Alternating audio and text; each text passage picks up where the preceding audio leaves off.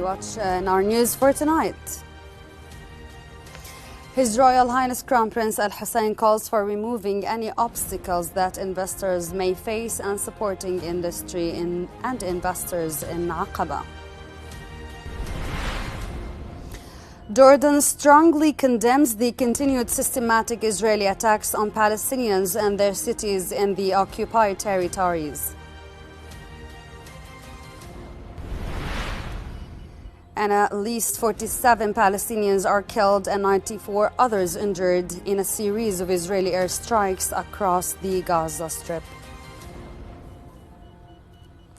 Good evening, I'm Samah Talala. His Royal Highness Crown Prince Al Hussein called for removing any obstacles that investors may face and supporting industry and investors in Aqaba.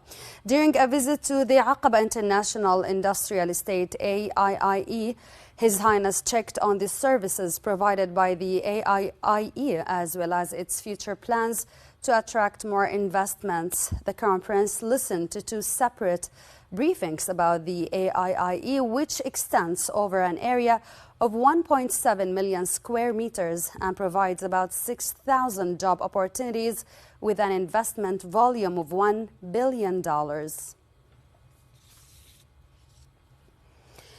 Jordan strongly condemned the continued systematic Israeli attacks on Palestinians and their cities within the occupied Palestinian territories. Foreign Ministry spokesperson Sufyan Iqdad denounced the deliberate and destructive actions against Palestinian infrastructure in the northern West Bank, asserting that Israel's grave violations of international humanitarian law must not go unanswered. Iqdad emphasized that the continued Israeli occupation of Palestinian territories is the root cause of instability in the region, stressing that the end of this occupation is essential for achieving a lasting peace and security.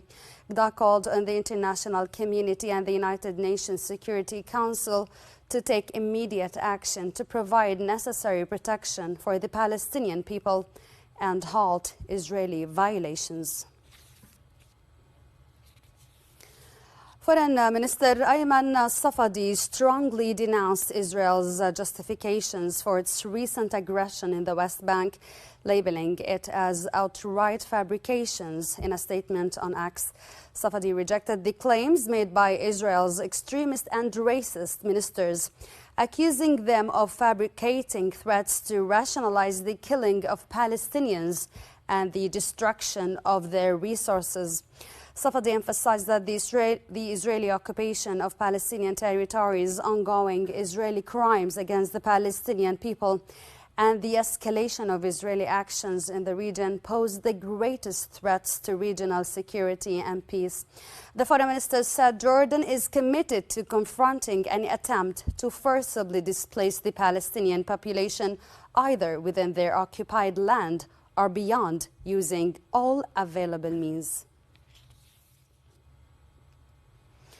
Over to the Gaza Strip, where Israeli occupation forces committed 3 massacres against Palestinians over the last 24 hours, killing at least 47 people and injuring 94 others.